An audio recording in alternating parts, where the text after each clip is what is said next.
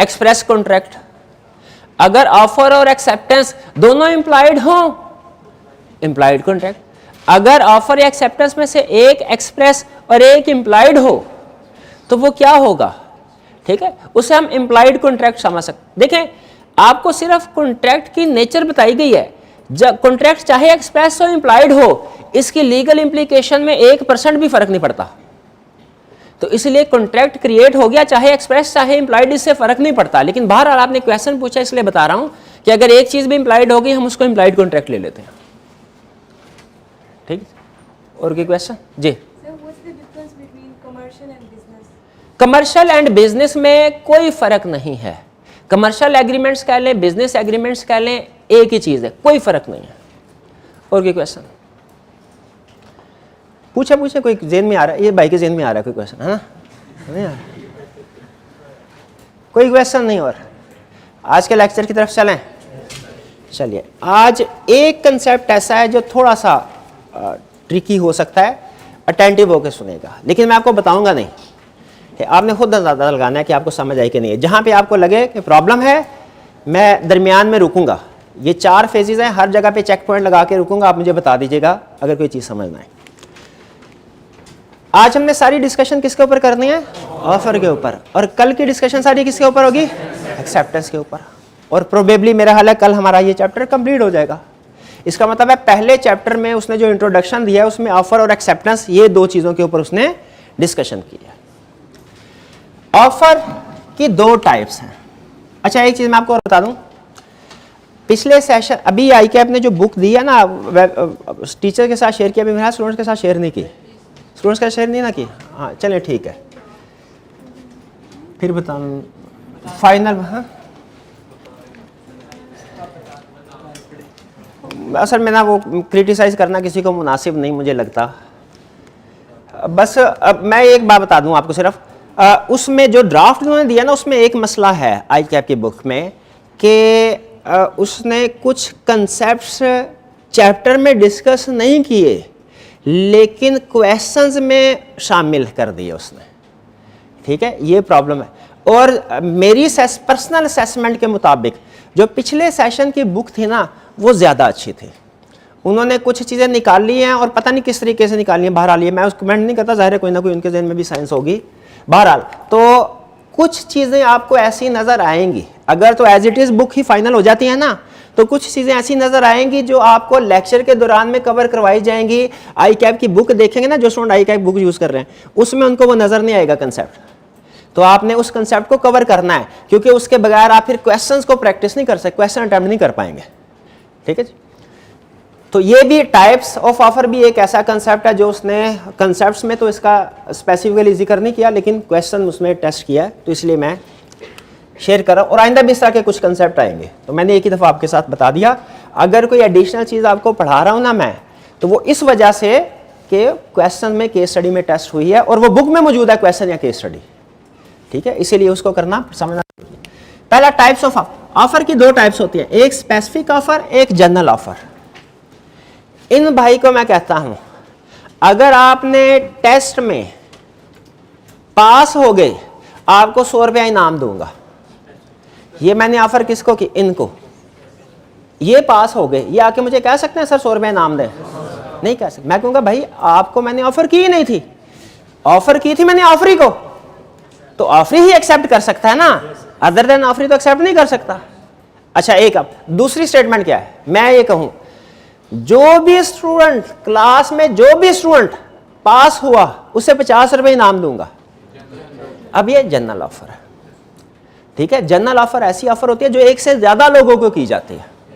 वो एक से ज्यादा लोग कितने होंगे? वो जितने भी हों, वो 100 भी हो सकते हैं क्लास, वो 1000 भी हो सकते हैं। ठीक है, एक बंदे ने ऐलान किया, ये मेरा कुत्ता गुम हो गया है, जो कोई ढूंढ के लाएगा उसे 1000 रुपया इनाम दूंगा। स्पेसिफिक ऑफर है कि जनरल? जनरल ऑफर है। अब जो कोई भी ढूंढ के लाएगा, क्या उसे इनाम मिलेगा कि नहीं मिलेगा? बिल्कुल मिलेगा।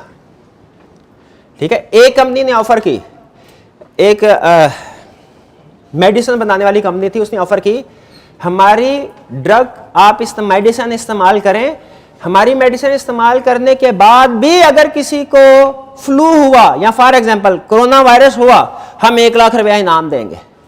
अब इसका मतलब क्या है, जो बंदा भी उनकी प्रोडक्ट को इस्तेमाल करेगा, उनकी जनरल ऑफर है कि स्पेसिफिक जनरल, जो बंदा भी उनकी प्रोडक्ट को यूज करेगा और अगर उसे बीमारी हो जाती है तो वो उस क्लेम डैमेजेस क्लेम कर सकता है, उससे प्राइस क्लेम कर सकता है।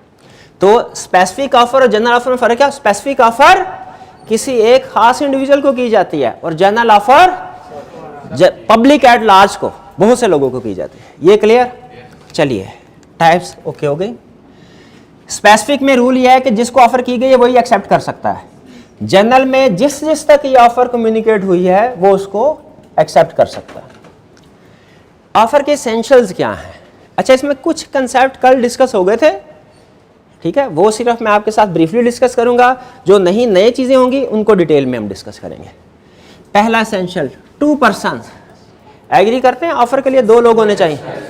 एक जो ऑफर कर रहा है ऑफरर, और जिसको ऑफर की जा रही है ऑफरी। ऑफरर और ऑफरी ये अल्फाज का फर्क जहन में रखना है आपने। Intention to create legal relationship, clear? Offer में इंटेंशन टू क्रिएट यानी सोशल एग्रीमेंट्स, डोमेस्टिक एग्रीमेंट्स नहीं होते, उनमें नॉर्मली अज्यूम ये किया जाता है नॉर्मली कि intention to create legal relationship नहीं है। और बिजनेस एग्रीमेंट्स में, कमर्शियल एग्रीमेंट्स में अज्यूम किया जाता है intention to create legal relationship है। सर्टेन एंड डेफिनेट, ऑफर की टर्म्स ऑफर सर्टेन या डेफिनेट होनी चाहिए, ठीक है? एम्प्लॉयर ने कहा भाई हमें एक बंदा चाहिए काम करने के लिए, हमने ऑफिस में फॉर एग्जांपल अकाउंट्स का काम करवाना है। एक पर्सन आया, उसने कहा ठीक है सर बताइए सैलरी कितनी देंगे। अगर वो कहता है जी आपकी सैलरी होगी 25,000 रुपये, ये ऑफर सर्टेन डेफिनेट है। और अगर वो कहे सैलरी इतनी होगी कि तुम खुश हो जाओगे, क्या ये ऑफर सर्टेन एंड डेफिनेट है? नहीं है। इसकी बेस पे अगर कोई कॉन्ट्रैक्ट होता है वो लीगली इन्फोर्सेबल नहीं होगा। बाद में वो चाहे उसको 1 लाख भी दे दो कि मैं खुश तो नहीं हुआ, मुझे तो 5 लाख दे, तो वो मुश्किल हो जाएगी। इसलिए लाने का जो भी ऑफर की टर्म्स एंड कंडीशन होंगी वो सर्टेन एंड डेफिनेट होना जरूरी है। उनमें कोई एम्बिग्विटी नहीं होनी चाहिए, कोई एम्बिग्विटी नहीं होनी चाहिए। क्लियर हो? फिर कम्युनिकेटेड टू ऑफरी, ऑफर के लिए जरूरी है कि वो ऑफरी को कम्युनिकेट की गई हो, ऑफरी तक पहुंची हो। अगर कोई ऑफर ऑफरी तक पहुंची नहीं है तो वो वैलिड ऑफर है ही नहीं, और उसकी बेस पे जो एक्सेप्टेंस होगी कॉन्ट्रैक्ट नहीं होगा। जैसे पहले वाली एग्जांपल, एक आदमी का फर्ज कीजिए कुत्ता गुम हुआ, उसने ऐलान किया कि जी जो भी, अच्छा पहले उसने क्या किया, पहले उसने अपने मुलाजिम को कहा जाके कुत्ता ढूंढ के लाओ, वो कुत्ता ढूंढने के लिए जंगलों में निकल गया। उसके बाद पीछे मालिक ने ऐलान किया कि जो कोई भी ढूंढ के लाएगा 1000 रुपया इनाम पाएगा। अब उस मुलाजिम को ये अनाउंसमेंट नहीं पहुंची, वो जंगलों में घूमता फिरता, उसे कहीं कुत्ता मिला, वो उसे लेके वापस आ गया, उसने मालिक को दे दिया। फिर उसके बाद जब उसे पता चला वो इसके ऊपर तो इनाम था, उसने अपने मालिक से कहा सर मुझे रिवार्ड दीजिए 1000 रुपया। क्या मालिक लायबल है रिवार्ड पे करने के लिए? शाबाश। अल्लाह कहते हैं नहीं। क्यों नहीं? क्योंकि दोनों के दरमियान में कॉन्ट्रैक्ट नहीं हुआ। क्यों कॉन्ट्रैक्ट नहीं हुआ? हाँ, क्योंकि ऑफर कम्युनिकेट नहीं हुए थे, ठीक है? ऑफर उस तरह कम्युनिकेट, तो जो चीज कम्युनिकेट ही ना हुई हो क्या उसको एक्सेप्ट किया जा सकता है? नहीं। आगे चल के एक लाइन आप पढ़ेंगे, ऑफर एक्सेप्टेंस से पहले होनी चाहिए, ऑफर एक्सेप्टेंस से पहले होनी चाहिए। ऐसा नहीं कि आपने पहले एक्सेप्टेंस, पहले काम कर लिया, उसके बाद आप तक ऑफर पहुंची और आपने कहा मुझे मंजूर है, नहीं, ठीक है? तो ऑफर को एक्सेप्ट करने के लिए जरूरी है offer must be communicated to offeree, offeree तक पहुंचे।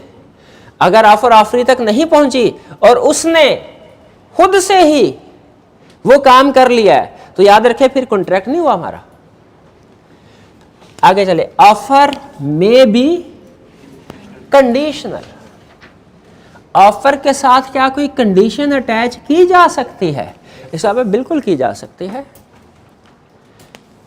जैसे फर्ज कीजिए ये ऑफर करते हैं, सर मैं अपना लैपटॉप आपको 30,000 में बेचने के लिए तैयार हूं, शर्त ये है कि आपने 10,000 रुपये मुझे अभी